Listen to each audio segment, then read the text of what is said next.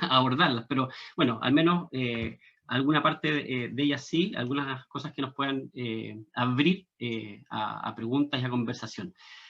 Voy a compartir pantalla.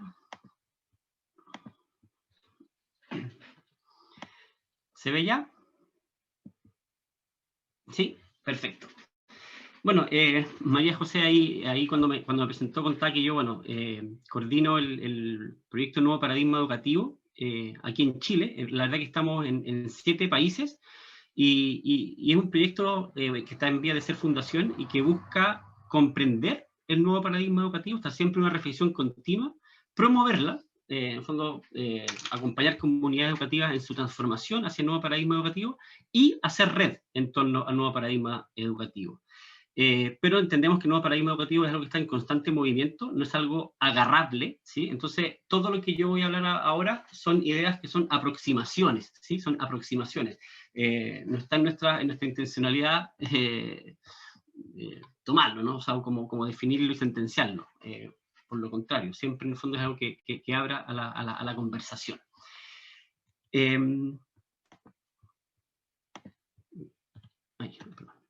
Como primera idea, pensando en lo que estamos viviendo, hay una frase de Ortega y Gasset que yo creo que es más actual que nunca, y que la leí hace poquito, hace como un par de meses, en un libro que se editó este año, y que decía esto, y hizo tanto sentido con lo que nos está pasando tanto en la pandemia, como desde el estallido social y con todo el proceso que estamos viendo en Chile, que quizás nos pasa que no sabemos lo que nos pasa, ¿sí?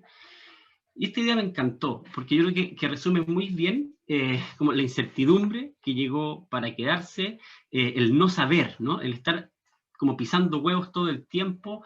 El otro día hablaba con un amigo mío que es doctor y que es parte del observatorio de coronavirus de Latinoamérica, y me decía, mira, haga lo que se haga, hay un 100% de posibilidades de equivocarse, ¿sí? En cuanto al tratamiento de la pandemia, ¿no?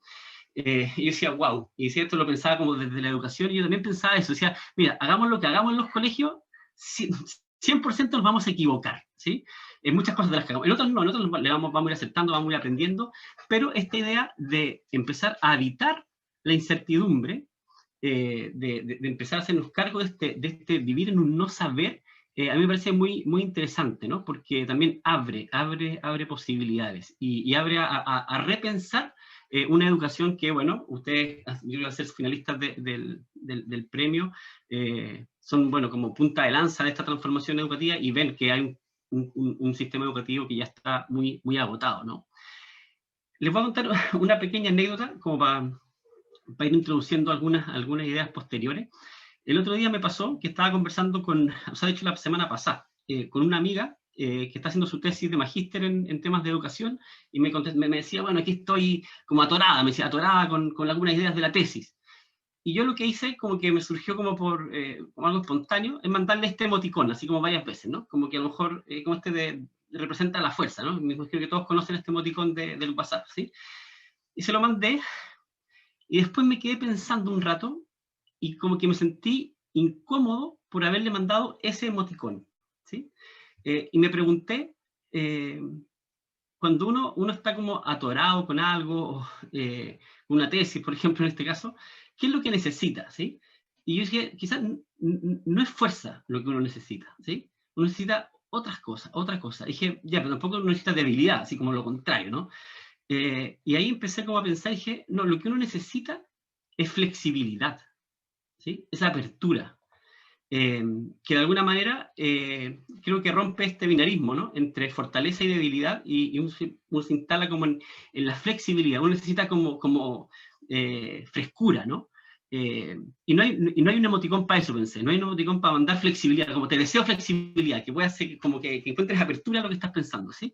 Y dije, wow, aquí, y esto quizás habla como de un paradigma que está detrás de esta idea, ¿no? De la idea de la fortaleza. ¿Y por qué? Y pensé en esto, ¿no? Como en esta idea que Einstein tiene una frase como bien parecida a esta, pero en el fondo este tema que en las crisis las estructuras rígidas colapsan. Y nosotros bien lo sabemos como en un país sísmico, ¿no? Los edificios, por muy fuertes que sean, si son muy rígidos, si viene un terremoto, se quiebran, se trizan, ¿sí? Y bien sabemos los que vivimos, bueno, todos nosotros vivimos acá en Chile, entiendo, las estructuras que sobreviven a un colapso o a una crisis son las estructuras flexibles, ¿sí? Son las estructuras flexibles. Yo siempre me pregunto cuando la gente dice, no, esta persona siempre es de una línea, siempre la idea firme, ¿sí? Yo digo, wow, incluso a veces viendo la propaganda electoral de estos días, digamos, ¿sí? Como siempre de una sola línea, y digo, chuta, entonces siempre ha sido una línea, nunca ha cambiado de opinión, siempre ha pensado lo mismo, nunca ha refrescado su idea. Porque hay paradigmas ahí que están como detrás de esto, que uno dice, wow. Y yo creo que, bueno, obviamente ahora con el coronavirus hemos visto los colegios que se han rigidizado, son los que más han hecho agua, ¿no?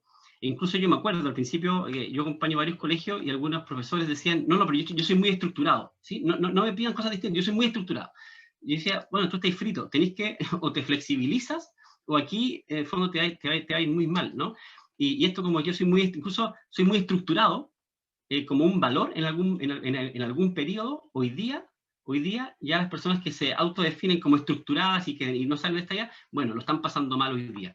Y eso yo creo que es una cosa que ustedes lo ven en sus contextos, que los profes más rígidos están sufriendo, y los colegios más rígidos están sufriendo, ¿no? Y obviamente esta idea como de la fuerza, la rigidez, el ser machuca, claro, también viene un poquito de ahí, ¿no? Entonces hoy día tenemos que pensar desde otra manera, ¿no? De manera más desde la flexibilidad. Y esto, de alguna manera, también el otro día leyendo a un autor que escribía sobre el paradigma del cuidado, él hablaba como el paradigma del progreso, ¿no? Que en fondo como todos estos valores que vienen del paradigma del progreso, que están haciendo agua hoy día, ¿no? Y que de alguna manera el estallido social fue un reflejo en Chile de un sistema que no da para más, ¿no? Que no da para más. Y que tiene que ver con un modelo más exitista, centrado obviamente en la competencia, ¿sí? En ser más fuerte que el del lado, en ojalá tener mayor poder mejor, ¿no? Muy centrado también en la apariencia, en la imagen, ¿sí? El consumo ilimitado, no digo que el consumo esté mal, pero en el fondo el consumo ilimitado, por supuesto que está, se habla muy día del planeta y la crisis ecológica que vivimos, claramente que un consumo ilimitado es preocupante. Ahí viene también este paradigma de la fuerza, del dominio del otro, ¿no? Del dominio. También en el fondo piensen también cómo estos principios muchas veces están insertos en la lógica educativa, ¿no? También en la lógica educativa. Obviamente también esta idea del control, ¿no? Del controlar al otro, de la disciplina, en el fondo sistemas educativos también centrados en la disciplina, en que el profesor pueda controlar a sus estudiantes, e incluso la evaluación muchas veces tiene ese nombre, voy a controlar la materia, ¿no? Yo te controlo, yo educador te controlo a ti estudiante, ¿no? A un sujeto controlado, ¿no? Bueno, estos son puras ideas que vienen del paradigma del progreso, que intenta controlar también el futuro, planificar el futuro. Yo me imagino que ustedes, ¿qué les pasó con sus planificaciones? Que incluso desde el estallido social, luego con la pandemia, a lo mejor muchas de sus planificaciones que intentaban controlar el futuro, tuvieron que romperlas a la basura, pensar otras cosas, flexibilizarlas, ¿sí? Entonces toda esa idea de control, de progreso, donde el ser humano domina la situación, bueno, se nos vino abajo. Esto yo creo que cada uno de ustedes lo ha vivido de manera personal y también lo estaba viendo en sus comunidades educativas, ¿no? Y hay una idea que me gusta mucho que es de Louis Aranguren. Louis Aranguren es un teórico de la ética del cuidado, y escribe un libro maravilloso que se llama El paradigma del cuidado como desafío educativo, que se acaba de editar, de hecho. Dice esto a propósito del paradigma del progreso, ¿no? Lo que atraviesa este paradigma en sus estructuras, relaciones y sentidos es la creencia de que el ser humano se encuentra separado de lo demás. La palabra clave es escisión. Es la comprensión de que yo estoy separado de la naturaleza y por eso puedo hacer con ella lo que quiera. De que estoy separado de los demás y por eso los puedo dominar. De que estoy separado de mí mismo y por eso me vivo dividido entre lo que pienso, lo que siento y lo que hago. Nos movemos en la relación sujeto-objeto. Cosificamos el mundo y hay una estrecha relación entre escisión y voluntad de poder.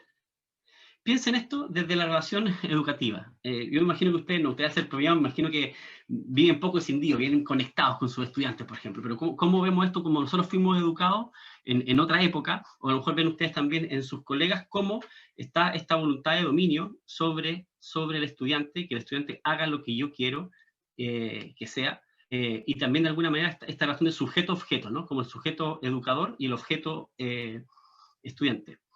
Y aquí, obviamente, en esta idea de sujeto-objeto, aparece con mucha fuerza y que está también a la base de este paradigma del progreso, que es el pensamiento binario, ¿no? Y el pensamiento binario también está a la base del paradigma actual, que tiene que ver con este juego de oposiciones, ¿no? Con este juego de oposiciones, entre lo bueno y lo malo, cerca, lejos, caliente, frío, bueno, ¿para qué? Dentro, fuera, arriba, abajo, seco, mojado, hombre, mujer, nacional, extranjero, son puras categorías que se nos instalaron. Nosotros fuimos educados desde el pensamiento binario, como nuestras generaciones, digamos, ¿sí? Alma, cuerpo, calidad, cantidad, sentimiento, razón, libertad, pero bueno, después vienen para el mundo de la educación, sujeto-objeto, como dije, ¿sí? Que también de alguna manera está a la base, ¿no? De esta relación profesor-estudiante, en el fondo que el que sabe y el que no sabe, ¿sí? Y esto, de alguna manera, ha determinado una forma de entender lo educativo. O, por ejemplo, nosotros también, el humanismo, o sea, humanista o científico, siempre tratamos de decir, bueno, este estudiante es científico, no, este es humanista, no, este es artista, ¿sí? Tratamos siempre como de darle como una sentencia que cierra, ¿no? Que cierra. No sé, lenguaje y matemáticas, por ejemplo, ¿sí? En el fondo siempre, está lleno esto de las asignaturas también como de su separación. Y esto está a la base de este paradigma que creemos nosotros, que en el fondo que el paradigma que está cayendo tiene que caer y está haciendo aguas, ¿sí? En el fondo, en un mundo que exige o que grita relativizar, ¿no?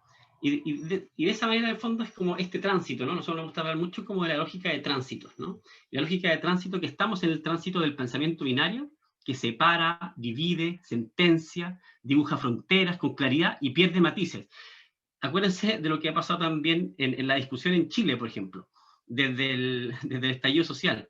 Cómo estamos divididos, ¿no? Cómo estamos separados, cómo son ideas contrarias que no dialogan, ¿sí?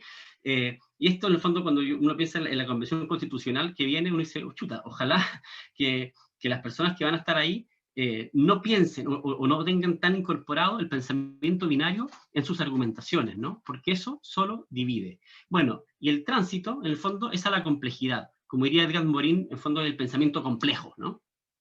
Que de alguna manera vincula, conecta, ¿sí? Teje, se sumerge en la lógica de los entres, de los matices, de las capas, ¿sí? Y me gusta mucho esta idea en el fondo, que entiende la frontera como un lugar de encuentro. Eso para mí es una de las claves, ¿sí? Piensen, por ejemplo, en matemática con lenguaje. La frontera entre matemática y lenguaje no es para dividirlos, es para encontrarse, ¿sí? Y cómo cambia todo ahí, ¿no? Cuando cambia todo cuando lo entendemos así.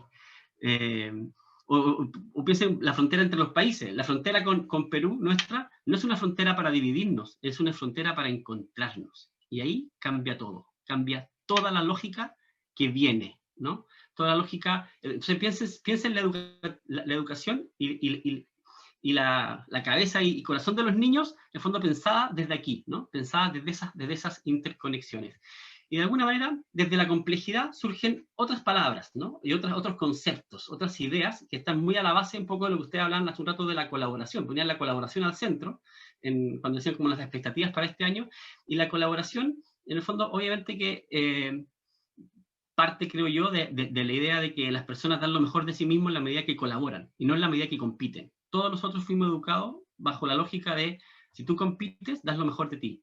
Yo al menos creo que eso es lo que tiene que caer, ¿no? Y yo doy lo mejor de mí en la medida que colaboro. Y ahí hay un cambio profundo en la manera de relacionarme, ¿no? Entonces, desde la complejidad surgen otras cosas. En el fondo, es el tema de los vínculos y los encuentros como algo central. En lugar de la conversación, Maturana ha desarrollado con mucha fuerza el tema de la conversación. Bernardo Toro también. En el fondo dice, una organización se define por las conversaciones, la cultura de una organización se define por las conversaciones que ahí suceden, de cómo y de qué se conversa. Mi pregunta es de cómo y de qué se conversa en los colegios, ¿no? ¿Cómo conversa el lenguaje con matemáticas? ¿Cómo conversan ellos? ¿Sí? O cómo conversa a veces los colegios religiosos. Me acuerdo que me ha tocado pastoral con lo académico, que siempre como que luchan, ¿no? Como que van peleando, así como quien tiene espacio. Bueno, ¿cómo conversan? ¿Conversan buscando vincularse o definiendo fronteras, ¿no? bueno, aquí aparece obviamente todo el tema de las conexiones, ¿no? Como el tema de ir conectando, de la conexión. Para mí esa es una de las claves también, y para pensarse rompiendo la escisión de sí mismo, también la conexión consigo mismo, ¿no? No es solamente la conexión con lo otro, también cómo me conecto conmigo. Y aquí hay una idea muy interesante.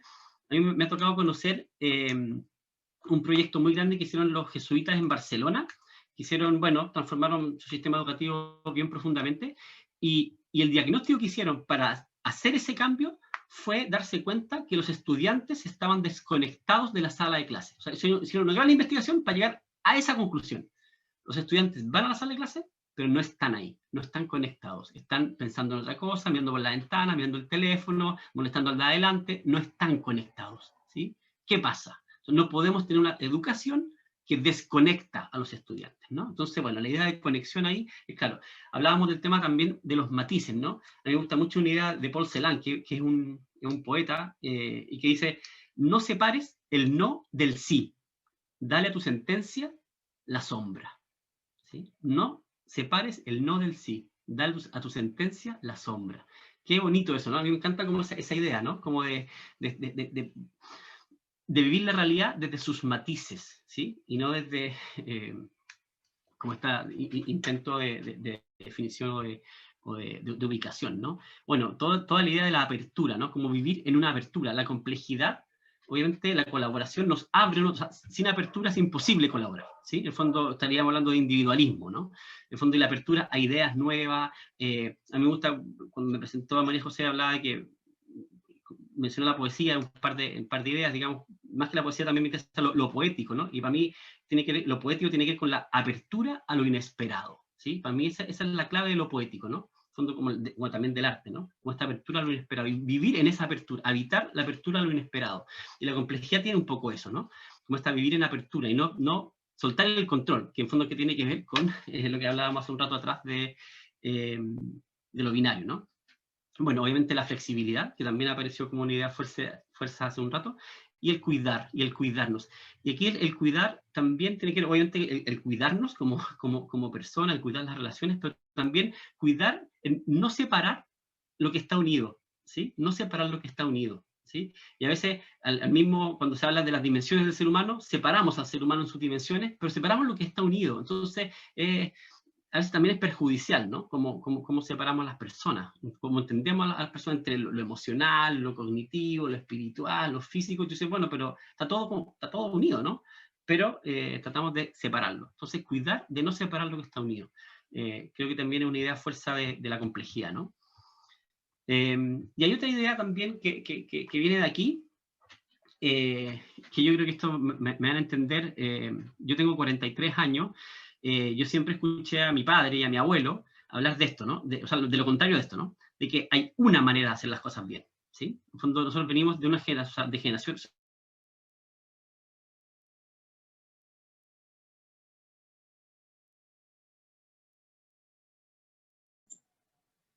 Se quedó pegado Sebastián, parece. Se quedó pegado. Hemos sido criados por generaciones y también nosotros también, en cierto momento. Ahí volví, parece, ¿no?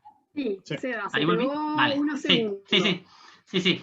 Ya, les decía en el fondo que aquí hay un cambio generacional. Nuestros abuelos, nuestros padres y muchas veces nosotros hemos sido criados con esta idea de que hay una manera de hacer las cosas bien, una manera de vestirse, una manera de trabajar, una manera de estudiar, una manera de comportarse, una manera, en fin, de relacionarse con el propio cuerpo, o sea, un montón de cosas, ¿no? En cambio, las nuevas generaciones han entendido, desde una complejidad que se va instalando también en los estudiantes de hoy día, de que hoy día hay muchas maneras de hacer las cosas bien. Muchas maneras. Y ahí hay un choque generacional, y muchas veces entre los educadores y los estudiantes, ¿no? Hay muchas maneras de ser un buen estudiante, no hay una manera de ser buen estudiante. Y eso, los educadores, tenemos que comprenderlo, o si no, vamos a chocar con esta generación una y otra vez. Y vamos a tratar de decir, no, no hay una manera, profesora, hay muchas maneras, ¿sí? Y aquí ya nos empezamos a poner cosas más entretenidas, porque en el fondo son complejidades que vemos día a día con los estudiantes. Hay muchas maneras de ser un buen profesor, no hay una, ustedes bien lo saben, ¿no? Entonces, bueno, aquí también hay un cambio de paradigma, en el fondo, que también se desprende de alguna manera de este pensamiento complejo, ¿no? Bueno, esto está como en la raíz, ¿no? Esto está primero como ir a la raíz, que tiene que ver también con un diálogo con lo que hemos estado viviendo, como vinculado ahí con lo pandémico, y cómo también la pandemia y el estallido social, y lo que hemos estado viendo en la Constitución, o sea, en el proceso de la nueva Constitución, también tiene que ver mucho con eso, y ojalá se construya la Constitución desde la complejidad, ¿no? En el fondo ese sería mi deseo como educador, ¿no? Nosotros, un poco les contaba del nuevo paradigma educativo. Hemos intentado hacer una sistematización del comprender, desde el comprender el nuevo paradigma, en 3 niveles, ¿no? Como a nivel de núcleo. Esto lo quiero pasar rápido porque me imagino que son ideas que ustedes más o menos conocen. Nosotros lo único que hicimos fue hacer como una síntesis, ¿no? Y cuando tenemos por el núcleo del nuevo paradigma, en el fondo nos referimos al rol del estudiante, bueno, al qué aprender, como preguntas, ¿no? En la cultura, en el fondo, sabiendo que esto pasa por un cambio cultural, y la pregunta es, ¿qué cultura escolar promueve un nuevo paradigma educativo? Y los cambios de roles. En el fondo, ¿cuáles son los cambios de roles del estudiante, el educador, los liderazgos y la comunidad? En el fondo, esas son las preguntas que nos hicimos. Y de ahí llegamos, en fondo, como a una pequeña síntesis, que está aquí. Y cuando hablamos de núcleo, hablamos, bueno, de cosas, insisto, no voy a profundizar porque a lo mejor en el diálogo podemos profundizar un poquito más en esto, porque si no podría estar, de hecho, hago a veces talleres de 8 horas explicando este mono. Entonces, claro, obviamente con experiencia, en fin, pero entonces, claro, en 5 minutos que me quedan, no es tan fácil, ¿no? Pero obviamente el núcleo tiene que ver con el protagonismo de los estudiantes, ¿sí? Y las relaciones, a propósito de las relaciones, ¿no? En el fondo, esto de los vínculos, de las complejidades. En el fondo, nosotros somos convencidos que en las relaciones se juega el paradigma, ¿no? Entonces, es un protagonismo, pero centrado en las relaciones. En la relación estudiante-educador, en las relaciones estudiante-estudiante. Ahí también hay una base de todo lo colaborativo, todo lo dialógico, que también ustedes me imagino que algo conocen. Y también nosotros en el qué aprender nos jugamos por las habilidades del siglo XXI como un desde, ¿no? Entendiendo también que cada comunidad debe definir qué deben aprender sus estudiantes, pero hay un desde, ¿no? Y nosotros hablamos de las 4 habilidades del siglo XXI, que ustedes quizás las conocen, pero que son colaboración, creatividad, pensamiento crítico y comunicación, ¿sí? Son esas 4. A mí me gustaría trabajar con una comunidad que me diga, no, yo no quiero que mis estudiantes sean críticos, o yo no quiero que sean creativos, yo no quiero que sean colaborativos, quiero que sean individualistas, o que, ¿sí? Bueno, obviamente que ese es como para nosotros un desde, ¿no? Pero todo el resto, si se le quiere agregar cosas, cada comunidad lo define desde su contexto, ¿no? Y también nosotros hablamos, a propósito del núcleo, de esta idea de estudiante de artista de sí mismo. Nosotros hablamos como esto tenemos una vinculación muy fuerte con el rol del arte, y el artista de sí mismo quiere decir con alguien que se construye a sí mismo, que se funda a sí mismo, ¿no? Y tiene esa tarea, cada estudiante. Y ahora bien, también cuando hablamos del cómo aprender, hablamos de aprendizaje significativo. Ustedes también me imagino que conocen bien esas ideas, pero que tiene que ver con la idea de que la enseñanza o las metodologías tengan experiencia, consideren lo emocional y sean un desafío. O sea, ese triángulo, ¿no? Emoción, experiencia, desafío. Y en la medida que una clase tenga esos 3 elementos, ese aprendizaje se transforma en significativo y el estudiante puede transferirlo también a otros ámbitos de su vida, ¿no? Obviamente también está el aprendizaje colaborativo, que tiene que ver el aprendizaje entre pares. Ustedes me imagino que el aprendizaje dialógico, metodologías colaborativas, bueno, también se aprende eso. Y también nosotros queremos mucho en el lugar de lo artístico y el arte, en esto, ¿no? Porque el arte, como decíamos, el arte flexibiliza, ¿sí? El arte es apertura, es conexión, es un vehículo para comprender lo complejo, porque rompe la lógica, ¿no? Rompe la lógica racional. Entonces, para nosotros es muy clave. Y también ahí nos tomamos mucho de la idea de Gianni Rodari, de que el arte no es para que todos sean artistas, sino que para que nadie sea esclavo, ¿sí? En el fondo, el arte nos permite vivir más conscientes. Eso nos gusta mucho esa idea, ¿sí? Nos interesa que todos tengamos un arte afín, pero no para que seamos artistas necesariamente, sino que es para que no seamos esclavos, porque vivimos más conscientes de nosotros mismos. Eso tiene que ver con ser artista de sí mismo, ¿no? Bueno, esas son las ideas más como del núcleo, insisto, esas ideas podemos desarrollarlas mucho, bueno, horas y horas, pero así como una síntesis. Y los elementos que están afuera de este círculo son los elementos que nosotros consideramos culturales, ¿no? En fondo decimos, ¿qué cultura? Decimos, obviamente, una cultura de la colaboración, ¿sí? Desde esta idea que decimos que la gente da lo mejor de sí colaborando y no compitiendo, el aprendizaje entre pares, entre educadores, en fin. Obviamente el tema de la diversidad, en el fondo creemos la riqueza, la diversidad, una comunidad a mayor riqueza, o sea, mayor diversidad, más rica es.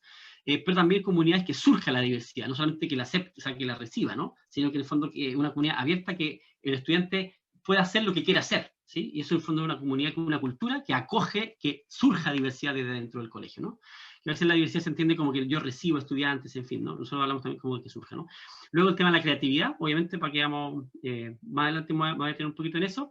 Bueno, transparente, en el fondo sacar las prácticas privatizadas, sino que en el fondo cultura transparente, cultura del cuidarnos, cuidado de sí mismo, como educadores, como estudiantes, cuidado de las relaciones y cuidado del planeta, y la cultura beta. Y la cultura beta tiene que ver con el error, ¿no? Con el fondo con aceptar el error como aprendizaje, entender el error como aprendizaje, y beta esta cultura beta tiene que ver con algunas ideas que tomamos de los desarrolladores de software, que trabajan siempre en modo beta, ¿sí? Las aplicaciones son siempre el beta, ¿no? El beta 7, 8, 9, 3.4, 3, fondo de Facebook, Instagram, son constantes betas, que están en constante mejora, recibiendo retroalimentación para ser mejoradas. Nosotros queremos una educación beta, en beta, ¿no? Fondo que todas las planificaciones sean en modo beta, siempre esperando a ver qué podemos hacerle, arreglarle, mejorarle, en fin. Entonces eso, no tener que tener una planificación perfecta para aplicar la clase o para hacer una clase, sino que siempre en modo beta. Y eso también nos relaja y también nos abre a explorar cosas y probar cosas distintas, ¿no? Entonces también creamos como una cultura beta. Esas como ideas grandes. ¿Cuánto me queda, María José, para ver cuánto? Se acabó el tiempo, pero Ya. unos minutitos como para ir redondeando para que después tengamos un momento de preguntas. Ya, vale. El profe y ahí nos va a trabajar. Vale, ya, entonces no, este día me la salto, que es la idea de la cultura. Nosotros apostamos mucho por el cambio cultural, que toda transformación tiene que ser cultural, en el sentido, organización, metodología, espacio, como el fondo en ese triángulo, no solo metodologías. Hay que tener mucho cuidado que muchas las metodologías pueden ser, si no están incorporadas en un cambio cultural, pueden ser solo maquillaje, ¿no? Y está lleno de cosmética en la educación, ¿no? Que no se transforma en cambio cultural. Entonces, si no se toma la organización, el sentido, lo que estamos hablando, por ejemplo, hace un rato, de entender el pensamiento complejo, entender la colaboración en profundidad, bueno, las metodologías pueden ser, nada, como aquí decíamos, una plantita en tierra seca, ¿no? Que no, en fondo, y lo más importante en la educación es trabajar la tierra, y eso tiene que ver con trabajar la cultura, ¿sí?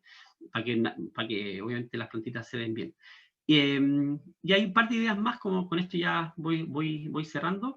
Es esta idea, a propósito de la colaboración y de una cultura que tiene que ver con la confianza creativa, que es un concepto que no recuerdo el nombre era la directora de psicología de la escuela de Harvard, hablaba de este concepto de las culturas de confianza creativa, y que era muy distinto trabajar en espacios donde la creatividad se coarta. Cuando uno da una idea, como que sabe que la van a recibir mal. Al contrario, en el fondo, que en instituciones como en modalidad más nuevo paradigma, en el fondo son lugares donde hay confianza creativa. Y estos dos conceptos me gustan mucho, porque en el fondo la confianza, cuando se siente en confianza, tiene que ver con que uno se siente vinculado, se siente cuidado, siente que hay relaciones sanas, uno puede ser auténtico en esos espacios, se generan conversaciones también honestas, ¿no? Hay colaboración entre la institución, y aparece el ser, ¿no? El ser de cada uno de nosotros es como, uno está como hallado, no sé cómo decirlo, pero en el fondo se encuentra como lugares donde sí tiene confianza. Pero cuando hablamos de esta confianza creativa, esto pasa, obviamente, a una creación, a una apertura, ¿no? A una creación de un sistema educativo, de un colegio, de metodologías. Nosotros hablamos de la creación de metodología, hablamos de metogénesis, ¿no? Como en fondo, como la creación de nuevas metodologías.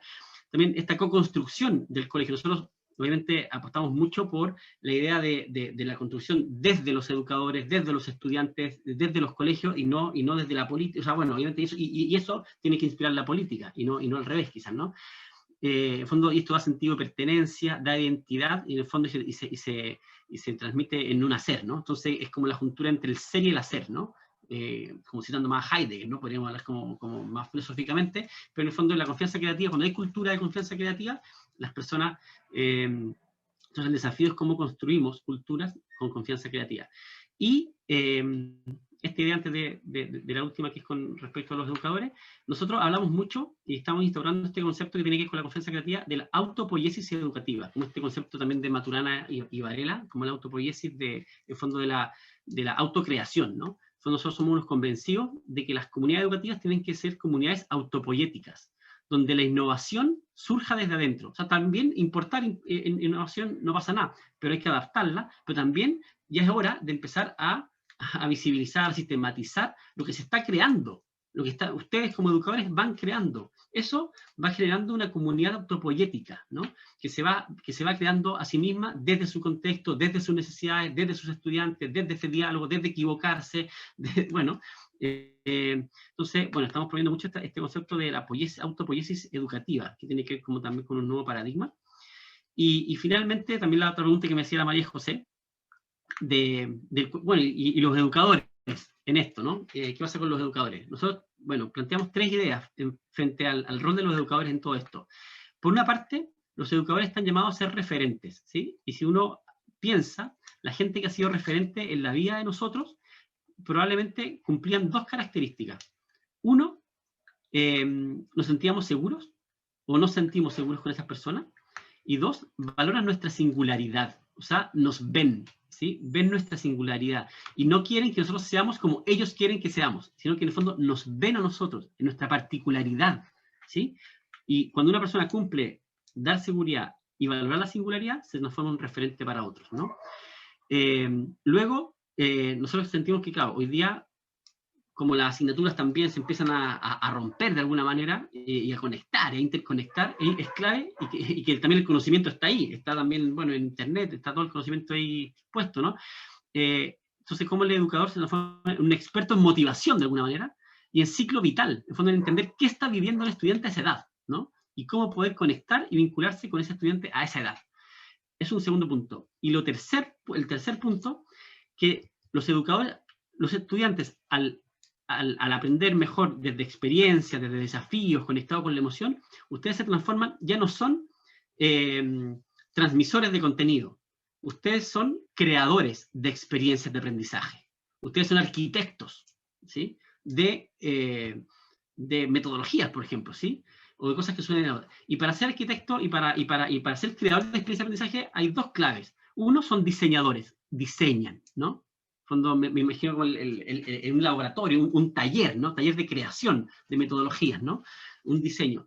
Eso por una parte, pero eso no basta. También está el tema de la presencia. En el fondo, la presencia tiene que ver con la conexión, estar conectado con los estudiantes, estar presentes. Y la presencia, hay una frase que me gusta mucho vinculada a la presencia, que es reconocer cuando lo mágico sucede.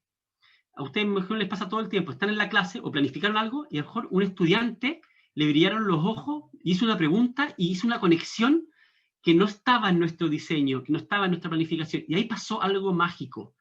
¿Qué hago como educador? ¿Me detengo ahí? ¿Desvío la clase a eso que está sucediendo, a eso mágico que está sucediendo con algunos estudiantes? ¿O no? ¿Sigo con mi planificación como la tenía? Bueno, por eso es clave también la presencia, ¿no? Y eso va creando experiencias de aprendizaje. Entonces, de alguna manera, es como, me gusta como la metáfora como el jazz, ¿no? Si fuera esto música, no sería una partitura perfecta para ser ejecutada, sino que es como el jazz, que tiene una base, pero luego también hay improvisación, ¿no? Pero sobre una base, ¿sí? Entonces, yo diría, planifico y luego improviso. De alguna manera, alguien decía eso el otro día, ¿no? Y solo ya para cerrar 2 frasecitas cortitas, esta idea creo que resume mucho desde del principio que estamos hablando, que rompe el pensamiento binario, y es de alguna manera como un mantra para nosotros como proyecto hace un tiempo, que dice que lo contrario de la incertidumbre no es la certeza. Ya no hay certeza. Lo contrario de la incertidumbre es el encuentro, es la comunidad, son los vínculos, es la conversación. Es muy distinto vivir la incertidumbre solos que vivirla con otros. Entonces tenemos que dejar esa pretensión, ¿no? La pretensión de certeza y encontrarnos. Y este espacio me parece genial que entre ustedes, claro, se pueda conversar y podamos encontrarnos. Es la única forma de evitar la incertidumbre y de vivir la incertidumbre. Y entonces, las comunidades educativas, insisto, más que pretensión de certeza, espacios de encuentro, espacios de conversaciones. Y finalmente, una idea que me gusta mucho de Philip Jackson, que también rompe esto de lo lineal, el paradigma del progreso, que hablaba al principio, dice que la trayectoria educativa tiene más que ver con el vuelo de una mariposa que con la trayectoria de una bala. No sé si ustedes, me imagino que todos han visto volar alguna mariposa, ¿no? que es como que uno no sabe, es preciosa, pero no sabe para dónde va, uno no puede predecir para dónde va. Y yo creo que si ustedes piensan en sus propias vidas, van a pensar, mira, mi vida ha sido más como el vuelo de una mariposa que como la trayectoria de una bala. Y a veces pensamos que la escuela es como una pistola que dispara balas rectas, ¿no? En el fondo, como estudiante hay una trayectoria como paso 1, paso 2, paso 3, paso 4, tiene mucho que ver con esta idea de hay muchas maneras de hacer las cosas bien y no una. No hay una trayectoria lineal. La vida del estudiante no es lineal, es mariposa. ¿Y cómo se acompaña el vuelo de una mariposa? Bueno, dando seguridad, acompañando, pero no disparando, ¿no? En el fondo, como si fuera una bala. Bueno, esas son algunas reflexiones. Tenía muy poco tiempo, muchas ideas grandes, digamos. Cada una de esas láminas uno puede conversar horas de eso. Así que, nada, muchas gracias por la atención. Ahí hay, bueno, algunas cosas me pueden contactar también si quieren seguir conversando. Está mi mail, está la página web de nuestro proyecto, que es novoparadigmaeducativo.org, nuestro Instagram, Nuevo Paradigma Educativo, y también subimos cositas como profundización de estas ideas, en fin. Así que, nada, pues, espero que sea como el inicio de muchas conversaciones, porque muy poco tiempo para conversar. De estas ideas que nos apasionan. Perdón, Así que, Seba. no, pero está bien, o sea, lo agradezco. Sí, no, en verdad agradecerte, un aplauso, en verdad, para el Seba. Muchas gracias por tu tiempo, por estas ideas que también son tan claras y que nos hacen volver al centro, a lo esencial Igual, de lo que estamos haciendo. sí, como dije al principio, igual son muchas ideas que son creándose, ¿no? Al fondo que no es que son aproximaciones, son intuiciones, son cosas que vamos haciendo con la comunidad educativa, que vamos aprendiendo. No son sentencias cerradas, digamos, ¿sí? Sino que Totalmente. es pura apertura al diálogo. Exacto. Vamos a dar unos minutos, Seba, por si algún profe te quiere hacer alguna pregunta. Estamos un poco pasados en el tiempo, pero no sé si algún profe quiere hacer algún comentario, alguna pregunta antes de irnos al trabajo en grupo, que ahí ya vamos a tener un tiempo más calmado para conversar sobre esto que nos expuso Seba y también definir algunos desafíos. Eso, o reacciones, también puede ser, no que sean preguntas, sino que alguien quiera como, no sé, opinar algo, no necesariamente a mí. ¿Yo? ¿Puedo? ¿Sí? Yo te agradezco un montón, Sebastián, esta pequeña charlita que tuviste con nosotros. Finalmente es lo que en lo personal yo más rescato, porque finalmente sistematiza lo que uno siempre ha pensado, siempre cree, pero de repente falta que alguien te las diga y te lo ponga en un PowerPoint, y que se llene una lámina, y finalmente diga, claro, mira, yo pensé todo el rato en el jazz, yo pensé justamente en el vuelo de la mariposa todo el rato, hasta que llegué hasta el final y me sentí muy identificado con lo que decía. Así que te agradezco y tomé muchos puntos sobre todo. Grande, Pato, tú eres de Kemchi. ¿De Kemchi, Chiloé? Yo estoy en Puerto Montt, por un periodo. Está cerquita. Así que cuando vayamos a Chiloé, ahí te contacto ahí. para saludarte. Donde el Tejo, donde hay un Tejo. Ahí, el Chejo. El Chejo, el Chejo. Hola, Sebastián. Hola, Pamela. Yo estoy más lejos que ustedes. Mira, yo escuché atentamente todo lo que dijiste, me encantó todo lo que expusiste, porque yo creo que se nos hace mucho sentido en lo que estamos viviendo desde hace mucho tiempo con respecto a la educación. De hecho, el año pasado nosotros aplaudimos, en cierto modo, que por fin el ministerio haya determinado trabajar con objetivos priorizados y no tirarnos ese tremendo libraco enorme de planes curriculares terribles, entonces que se nos hacía mucho más pesado. Entonces al menos ya ahí yo veo una apertura, una flexibilización en lo que es el ministerio, porque yo encuentro que el ministerio es muy rígido en muchas situaciones y nos plantea a nosotros también esa rigidez, aun cuando nosotros hemos querido flexibilizar la manera de enseñar, de educar, etc. A mí, en realidad, muchas cosas de lo que dijiste se me hizo absolutamente sentido. Esto del pensamiento binario, que nosotros también lo aplicamos entre niños buenos, niños malos, niños que entienden, que no entienden, etc. Y sabiendo que hay distintos ritmos y formas de aprendizaje.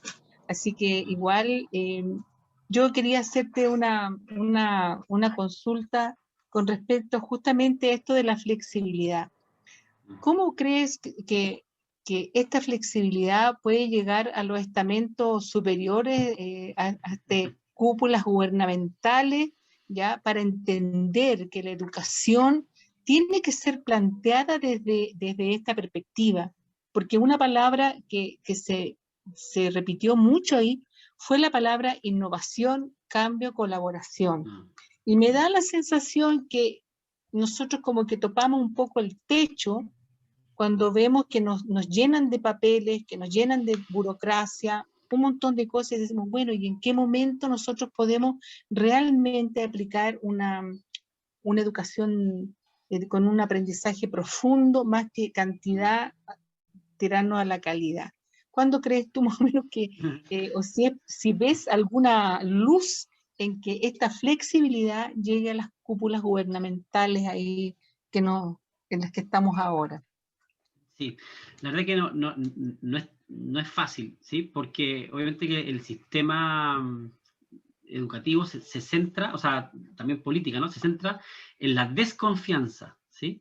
Más que en la confianza. Entonces, al estar centrado en la desconfianza, se centra también en el control, ¿no? La necesidad de control, ¿sí? De controlarte, ¿no? Y en fondo que el gran enemigo de la confianza creativa, en fondo que al final es una desconfianza que no me permite crear nada porque en el fondo me están controlando y me están atando de mano. Ahora bien, por ejemplo, eso fue algo que entendió, aunque estemos lejanos, pero lo entendió Finlandia, ¿no? Que Finlandia en el fondo lo que dijeron fue, ¿sabes qué? Apostamos por los educadores, damos autonomía, currículum muy chiquitito, creo que tiene, no sé, 30 páginas el currículum de Finlandia, y el resto, juegue, usted conoce el contexto, usted educador es el experto en su contexto, dele, ¿sí? Cree, ¿sí? Entonces, bueno, al menos hay sistemas educativos innovadores que han apostado justamente por lo que tú estás planteando. Ahí hay una esperanza. Ahora bien, no sé, los servicios locales serán una luz de esperanza en eso, en el fondo que puedan ser un poquito menos centralizados y más en la lógica del acompañamiento, por ejemplo.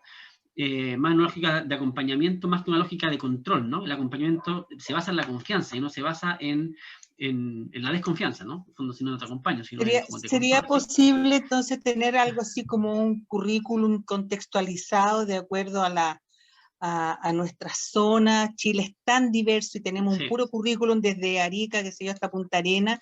Entonces, yo siempre he pensado que qué bacán sería que nosotros tuviéramos un currículum como contextualizado de acuerdo a la zona, porque no hay mejor aprendizaje que el que tiene sentido para el alumno. ¿Ah?